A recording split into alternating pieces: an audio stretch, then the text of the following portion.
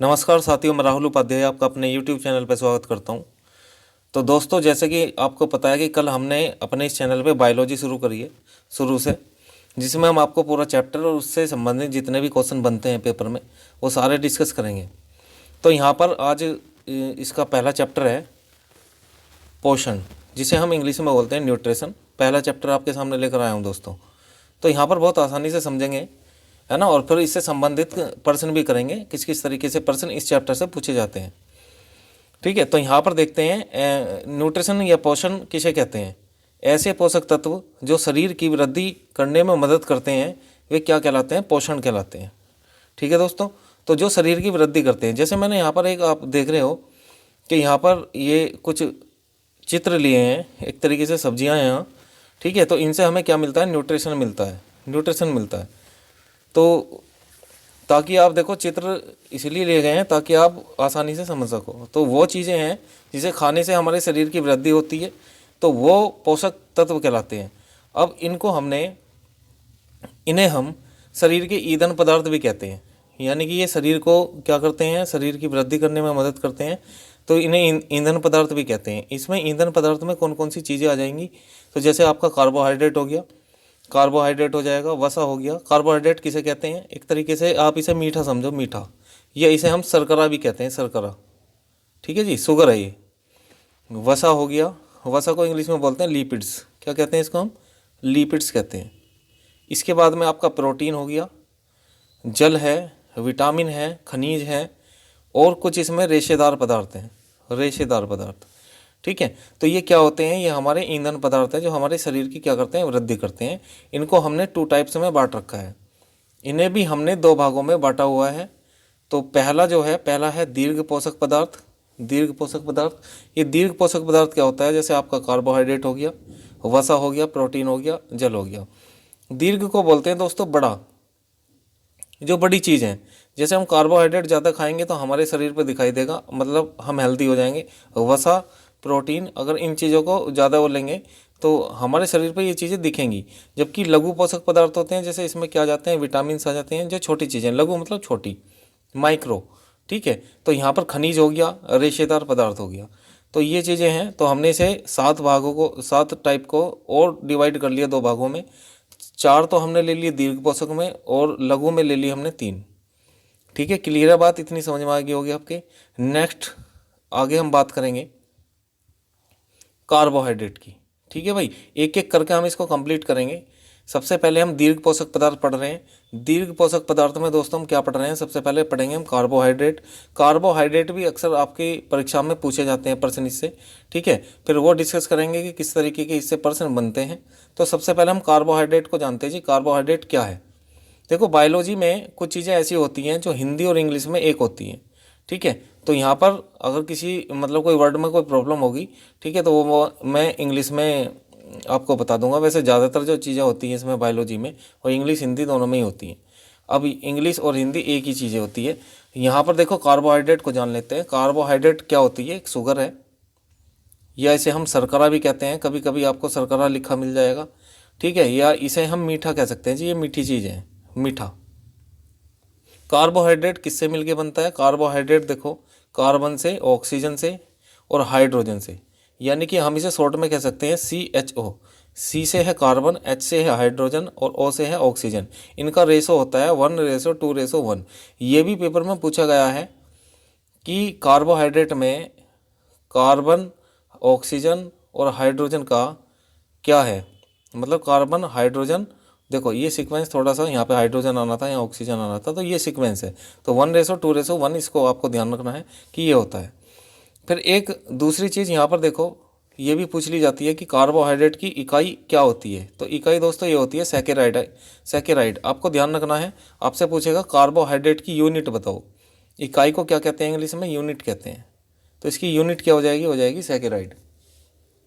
ठीक है दोस्तों, आगे बात करते हैं। एक कार्बोहाइड्रेट बराबर कितने कैलोरी के बराबर होता है? एक कार्बोहाइड्रेट से हमें मिलती है दोस्तों 4.2 कैलोरी। 4.2 कैलोरी हमें प्राप्त होती है एक कार्बोहाइड्रेट से। यह भी आपको ध्यान रखना है। नेक्स्ट की बात करता हूँ मैं। यहाँ पर देखते हैं कार्बोहाइड्रेट भी 3 प्रकार का होता है। कार्बोहाइड्रेट को हमने 3 भागों में बांट रखा है, एक तो मोनोसैकेराइड, डेक्सैकेराइड और पॉलीसैकेराइड। ये आप देख पा रहे हो, ये देखो ये कार्बोहाइड्रेट है। तो ये सब जैसे फ्रूट्स लिए हुए हैं कुछ, है ना, फ्रूट्स हैं। तो यहाँ पर फ्रूट्स में भी क्या होता है, कार्बोहाइड्रेट होता है। तो इसमें भी कार्बोहाइड्रेट का अन्य प्रकार होता है, अन्य प्रकार वो देखेंगे कि कौन कौन से कैसे कैसे प्रकार हैं यहाँ भी। तो ये इसे हमने 3 पार्ट्स में डिवाइड कर लिया, मोनोसैकेराइड, डेक्सैकेराइड और पॉलीसैकेराइड। अब यहाँ पर हम इसकी बात करते हैं सबसे पहले मोनोसैकेराइड की, कि मोनोसैकेराइड किसे कहते हैं। तो दोस्तों मोनोसैकेराइड क्या होते हैं, सरलतम पानी में घुलनशील हैं, पानी में आसानी से घुल जाते हैं तथा मीठे होते हैं। भाई कार्बोहाइड्रेट का नाम आ गया तो ये मीठे होंगे, है ना, सिंपल सी बात है। इन्हें हम 2 भागों में बांटते हैं, इनको भी कितने भागों में बांटते हैं, 2 भागों में। एक तो है आपका पेंटोस शुगर, एक तो है आपका पेंटोस शुगर, ये रहा पेंटोस शुगर, और एक होता है हेक्सोस शुगर। पेंटोस शुगर किस में पाया जाता है, आरएनए में पाया जाता है और डीएनए में, दोनों में पाया जाता है। आरएनए की फुल फॉर्म होती है राइबोज न्यूक्लिक एसिड, और डीएनए की होती है, डीएनए की फुल फॉर्म आप बताओ मुझे कमेंट करके, ठीक है, डीऑक्सी न्यूक्लिक एसिड। चलो हेक्सोस शुगर ये किस में पाया जाता है, ये ग्लूकोज होता है इसमें, फ्रैक्टोज इसी में होता है। और ये जो फ्रैक्टोज है, देखो ग्लूकोज मानव के जो ब्लड में हल्का सा मीठा लगता है वो किसके कारण है, ग्लूकोज के कारण, ठीक है। जैसे ब्लड निकल जाए तो ब्लड में जो टेस्ट होगा हल्का मीठा लगता है, वो किसके कारण होता है, ग्लूकोज के कारण। फ्रैक्टोज किस में पाई जाती है, फलों में पाई जाती है। ये शुगर किस में पाई जाती है दोस्तों, फलों में, फलों में फ्रैक्टोज शुगर होती है। आगे हम बात करते हैं, ये तो पहला टाइप हो गया। दूसरा प्रकार कार्बोहाइड्रेट का, जिसे हम डेक्सैकेराइड के नाम से जान रहे हैं, ये सरलतम पानी में घुलनशील ये भी हैं, और ये भी मीठी शुगर है। इसे भी हमने देखो, उसको हमने 2 भागों में बांटा, लेकिन इसके कितने भाग हैं, इसे 3 भागों में बांटते हैं। अब ये 3 भाग देखते हैं, ये कौन कौन से हैं जी, ये 3 भाग देख लेते हैं। तो ये 3 भाग दोस्तों, एक तो है सुक्रोज, एक है माल्टोज और एक है लैक्टोज। तीनों से सवाल पेपर में आते हैं, ठीक है। इनसे भी मैं सवाल आपके सामने लेकर आया हूँ। जैसे सुक्रोज है, सुक्रोज ये किस में होती है, ये चीनी में पाई जाती है सुक्रोज। माल्टोज शुगर किस में होती है, आपका अनाज में पाई जाती है। लैक्टोज शुगर किस में होती है, ये आपकी दूध में होती है दोस्तों, दूध में, ठीक है। तो इनसे भी सवाल बनता है पेपर में, ध्यान रखना। नेक्स्ट क्वेश्चन की बात करते हैं, मतलब नेक्स्ट टाइप की बात करते हैं, पॉलीसैकेराइड। कार्बोहाइड्रेट का ये तीसरा पार्ट है, ये जटिल होता है, ये जटिल कार्बोहाइड्रेट है, ठीक है। मतलब पानी, सरलतम पानी में घुलनशील नहीं होता पॉलीसैकेराइड। इसे भी 3 भागों में बांटा हुआ है हमने, वो देख लेते हैं दोस्तों। 3 भाग इसके भी कौन से हैं, तो 3 भाग ये देखो, इसे 3 भागों में बांटा गया है, एक तो सेल्यूलोज, एक काइटिन और एक मंड। इनसे भी सवाल बनते हैं। इनसे सवाल कैसे बनते हैं, आपसे पूछेगा कोशिका भित्ति किसकी बनी होती है, कोशिका भित्ति, यानी कि इंग्लिश में कहे तो सेल वॉल। कोशिका भित्ति किसकी बनी होती है, या सेल वॉल किसकी बनी होती है, तो सेल्यूलोज की बनी होती है। काइटिन, इससे क्या बनते हैं, कीटों के पंख, कीटों के पंख इसके बने होते हैं, कीटों के पंख। तो ये भी आपको ध्यान रखना है। इसके बाद में अगर बात करें मंड, या इसको हम दोस्तों स्टार्च भी कहते हैं, स्टार्च। आलू में ये सबसे ज़्यादा पाया जाता है ना। जो कैप्सूल का खोल होता है, कैप्सूल का आवरण जिसमें दवाई भरी जाती है, वो किसका बना होता है, वो इसी का ही बना होता है, कैप्सूल का आवरण भी, ठीक है जी। देखो ये जो स्टार्च होता है, या हिंदी में इसे मंड कह देते हैं, तो ये एक तरीके की चिकनाई वाली चीज़ है। कभी आपने देखा होगा, जैसे मान लिया घर में कोई आलू उबाले, और आलू उबालने के बाद में हम उन्हें छोल कर रख देते हैं, ऐसी थोड़ी देर रखना, और आप खुद ही महसूस करेंगे कि जो आलू है उसमें चिकनाहट सी हो जाती है अपना आप ही, जबकि हमने उसमें ऑयल तो डाला नहीं है, ठीक है। तो चिकनाहट सी हो जाती है, वो चिकनाहट ही क्या होता है, स्टार्च होता है, ठीक है। वो चिकनाहट ही स्टार्च होता है। और देखो जैसे मान लिया कैप्सूल है ना, डॉक्टर कैप्सूल लिखते हैं, कैप्सूल को कभी आप एक ऐसे करना कि कैप्सूल को जो है मुंह में रख के देखना, पानी मत पीना, फिर उसे मुंह में से निकालना। तो जैसे निकालोगे वो चिपक जाता है जीभ पर। वो किसके कारण है दोस्तों, वो स्टार्च के कारण है, क्योंकि इसमें स्टार्च है, ठीक है। तो भाई देखो ये इस तरीके की चीज़ें हैं, और कुछ प्रमुख तथ्य हम जान लेते हैं। अगर आपको वीडियो अच्छी लग रही है तो प्लीज़ लाइक ज़रूर कर दें भाई, है ना। जो भी हमारे चैनल पे देख रहे हैं, देखो लाइक से उससे क्या है कि हमारा जो है मनोबल बढ़ता है, कि हम और अच्छी से अच्छी चीज़ अपने बच्चों को दें, ताकि उन्हें अपनी परीक्षा में फ़ायदा हो सके। तो यहाँ पर अगर आपको वीडियो अच्छी लग रही है तो प्लीज़ दोस्तों को भी शेयर करें, और जो नए हैं वो चैनल को सब्सक्राइब कर लें। इस तरीके की वीडियो हमें आपको जो है इस चैनल पे मिलती रहेंगी। अब देखो इससे ही संबंधित कुछ प्रमुख तथ्य हम जान लेते हैं। प्रमुख तथ्य क्या है, ये आए हुए हैं परीक्षाओं में। कोशिका भित्ति किसकी बनी होती है दोस्तों? सेल्यूलोज की बनी होती है। अभी बताया कोशिका भित्ति। रुई के रेशे भी, जो तुमने रेशे देखे होंगे, ये भी सेल्यूलोज के होते हैं। कीटों के पंख काइटिन के बने होते हैं। और इसको ध्यान रखना, जीवाणु तथा कवक, ये दो चीज़ें ऐसी है, जीवाणु तथा कवक, इनकी की कोशिका भित्ति ये काइटिन की बनी होती है। देखो इंग्लिश में इसको बोलते हैं चिटिन। क्या कहते हैं इंग्लिश में? चिटिन ये, लेकिन हिंदी में इसे काइटिन कहा जाता है। ठीक है, तो यहाँ पर इसको ध्यान रखना, जीवाणु, जीवाणु मतलब बैक्टीरिया और फंगी, है ना। तो ये किसकी बनी होती है इसकी कोशिका भित्ति? इन दोनों को छोड़ के बाकी सबकी कोशिका भित्ति किसकी रहेगी? सेल्यूलोज की। और ये जीवाणु तथा कवक, इनकी कोशिका भित्ति किसकी रहेगी? काइटिन की बनी होती है। आलू में मंड ज़्यादा होता है, अभी बताया मैंने, आलू में सबसे ज़्यादा पाया जाता है। इसके बाद में पौधों में भोजन भी जो इकट्ठा होता है, जो स्टोर होता है, वो भी मंड के रूप में ही होता है। चावल में सर्वाधिक मात्रा में क्या पाया जाता है? कार्बोहाइड्रेट पाया जाता है। ये कुछ फैक्ट्स ले लिए मैंने, ताकि आपकी जो परीक्षा में इस तरीके के डायरेक्ट पूछे जाते हैं तो आपके सवाल गलत ना हो। चलो जी, अब ये था पोषण, जो बहुत ही मतलब छोटा था। हमने इसके बारे में सबसे पहला नंबर जो दीर्घ पोषक तत्व में है कार्बोहाइड्रेट, तो हमने कार्बोहाइड्रेट को पूरा कंप्लीट जान लिया। अब कार्बोहाइड्रेट से किस किस तरीके के क्वेश्चन बन सकते हैं, अब वो हम देखेंगे। देखो भाई, पहला सवाल ये रहा आपके सामने कि पोषण किसे कहते हैं, है ना। पोषण किसे कहते हैं, पहला सवाल यही है। तो शरीर की वृद्धि करने वाले तत्व हैं, रोगों से बचाने वाले तत्व हैं, या ऊर्जा उत्पादक करने वाले हैं, या इनमें से कोई नहीं है? बताओ जल्दी से कौन सा हो जाएगा। तो दोस्तों इसका राइट आंसर हो जाएगा शरीर की वृद्धि करने वाले तत्व। शरीर की वृद्धि करने वाले तत्व को क्या कहते हैं? पोषण कहते हैं। ये हमने स्टार्टिंग में ही जान लिया था। नेक्स्ट की बात करते हैं हम। नेक्स्ट है क्वेश्चन नंबर 2। और क्वेश्चन नंबर 2 में देखो, निम्न में से दीर्घ पोषक पदार्थ कौन सा है? तो ये बताना आपको दीर्घ पोषक पदार्थ। अब देखो यहाँ 7 में से ये 4 पोषक पदार्थ ले रखे, और कौन सा पदार्थ नहीं है ये कह रहा है। ठीक है, तो दीर्घ पोषक पदार्थ कौन सा नहीं है ये कह रहा है। तो क्या प्रोटीन है? भाई प्रोटीन तो दीर्घ है, क्योंकि अगर हम प्रोटीन लेंगे तो हमारे शरीर पे दिखाई देगा ये। ठीक है, कार्बोहाइड्रेट है, अगर मीठा ज़्यादा खाएंगे तो ये भी दिखेगा। ठीक है, जल है, जल भी आपको पता है 70% हमारे शरीर में क्या होता है? जल ही होता है। तो विटामिन, हाँ जी, विटामिन क्या करते हैं? हमें रोगों से बचाते हैं। अगर हम विटामिन भरपूर मात्रा में लेते हैं तो ये हमारे शरीर पे दिखते नहीं है, ये अंदर ही अंदर हमें जो है स्ट्रॉन्ग बनाते हैं बीमारियों से लड़ने के लिए। तो इसका राइट आंसर क्या हो जाएगा? यही नहीं है। ये कैसा पदार्थ है? ये दोस्तों लघु पोषक तत्व है। ये कैसा है? लघु पोषक तत्व है। तो इम्पोर्टेंट सवाल है। इसके बाद में नेक्स्ट की बात करते हैं, कार्बोहाइड्रेट की इकाई क्या है? बताइए, कार्बोहाइड्रेट की क्या इकाई है? तो अभी बताया था सिडेराइड हो जाएगी। नहीं जी, सिडेराइड नहीं है ना। सिडेराइड, हाँ सैडेराइड, वो गलत लिखा हुआ है, सही है ये ऑप्शन बी। ठीक है, तो ये सिडेराइड हो जाएगी।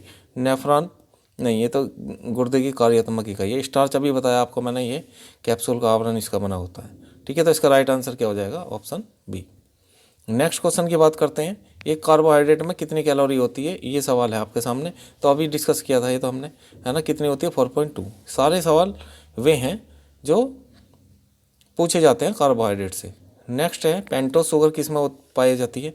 पेंटोस शुगर क्या डीएनए आरएनए में पाई जाती है? डीएनए में पाई जाती है भाई, आरएनए में भी होती है, डीएनए में भी होती है। तो इसका राइट आंसर क्या हो जाएगा? ऑप्शन सी इसका राइट आंसर हो जाएगा। कभी कभी परीक्षा में ऐसा होता है कि जैसे मान लिया कोई चीज़ पूछ ली, अब जैसे यही वाला क्वेश्चन था, तो ये हमने ऑप्शन ए पे नज़र गई हमारी आरएनए, तो हम जल्दी जल्दी में क्या करते हैं? राइट कर देते हैं उसे और आगे निकलते हैं। बल्कि सारे ऑप्शन पढ़ने चाहिए, हमें सबको टाइम देना चाहिए थोड़ा सा। ठीक है, ताकि हमारा क्वेश्चन गलत ना हो। नेक्स्ट क्वेश्चन की बात करते हैं। क्वेश्चन नंबर 6 आपके सामने है, अनाज में कौन सी शुगर पाई जाती है? अनाज में, तो देखो अनाज में इसमें पूछा है कि कौन सी शुगर होती है। क्या माल्टोज होती है, फ्रैक्टोज होती है, लैक्टोज होती है, ग्लूकोज होती है? देखो ये किसी ना किसी चीज़ में सारी में है कौन ना कोई शुगर। जैसे माल्टोज है, इसका राइट आंसर क्या हो जाएगा? माल्टोज। माल्टोज किस में पाई जाती है? अनाज में। सूखी रोटी भी खाओगे, थोड़ी सी मीठी लगती है अनाज वाली। ठीक है, तो उसमें कौन सी शुगर है? माल्टोज है। फ्रैक्टोज है, ये किस में पाई जाती है? फलों में। अब ऐसा नहीं है भाई, कोई फल अगर फीका निकल गया तो उसमें फ्रैक्टोज नहीं है, फ्रैक्टोज सभी में होती है। ठीक है, फ्रैक्टोज सभी में होती है। और ध्यान रखेंगे, फ्रैक्टोज एक तो फलों में और एक मधुमक्खी वाले शहद में। ऐसा नहीं है आप डाबर के या किसी अलग कंपनी के कह दोगे भाई ये तो प्योर है, ये तो शहद है, तो इसमें फ्रैक्टोज होगी। उसमें ज़्यादातर जो शहद होते हैं उनमें चीनी मिलाई जाती है ना, ये और सैक्रीन का प्रयोग होता है। तो जो मधुमक्खी वाला शहद है उसमें फ्रैक्टोज होती है। ठीक है जी। लैक्टोज शुगर ये आपको बताई दी मैंने आपको, ये किस में होती है लैक्टोज शुगर, ये दोस्तों होती है दूध में। किस में? ये दूध में होती है। ग्लूकोज ये मैंने आपको बता दिया मानव के ब्लड में होती है, ब्लड में ये होती है। नेक्स्ट क्वेश्चन की बात करते हैं, दूध का दही में बदलना क्या कहलाता है? दूध का दही में बदलना, ठीक है। क्या लैक्टोमीटर? लैक्टोमीटर से तो दूध की शुद्धता मापते हैं, दूध की शुद्धता। अगर दूध से संबंधित कुछ भी चीज़ आ जाए और ऑप्शन में लैक्टो शब्द आपको दिखाई दे जाए तो उसका आंसर क्या हो जाएगा? लैक्टो हो जाएगा, है ना। तो इसमें बी ऑप्शन में दे रखा है लैक्टोबेसिलस, तो इससे का राइट आंसर यही होगा, दूध का दही में बदलना। किसके कारण ऐसा संभव हो पाता है? बैक्टीरिया के कारण। भाई जैसे हम दूध जमाते हैं तो दूध में आप देखते हो उसे ढक के रखते हैं, उसमें जामन वगैरह डालते हैं, ठीक है। जामन उसे कहा जाता है, जो मट्ठा होता है, छाय भी बोलते हैं कई जगह, ठीक है। तो वो डालते हैं दूध में और उसे बहुत ढक के रखते हैं। ढक के इसलिए रखा जाता है ताकि जो है कोई दिक्कत परेशानी ना हो, ठीक है। और दिक्कत परेशानी क्या, एक तरीके से उसमें मतलब ज़्यादा से ज़्यादा बैक्टीरिया जितने ज़्यादा बनेंगे उतनी दही अच्छी जमती है, इसलिए उसकी प्रक्रिया क्या कहलाती है? उसकी प्रक्रिया है, उस प्रक्रिया को कहते हैं दोस्तों लैक्टोबेसिलस, ठीक है। तो ठीक हो गया। नेक्स्ट क्वेश्चन की बात करते हैं, कैप्सूल का आवरण किसका बना होता है? कैप्सूल का आवरण, तो आपसे ये कह रहा है कैप्सूल का आवरण बताओ। आवरण का मतलब होता है दोस्तों खोल, उसका जो खोल होता है ये पूछ रहा है किसका बना होता है। क्या सेल्यूलोज का होता है, सुक्रोज का होता है, ग्लूकोज का होता है, स्टार्च का होता है? अभी बताया आपको मैंने, स्टार्च का होता है। स्टार्च की जगह आपको यहाँ पर मंड भी आ सकता है, ठीक है। तो दोनों ही को मतलब नाम ये ठीक हो जाएंगे।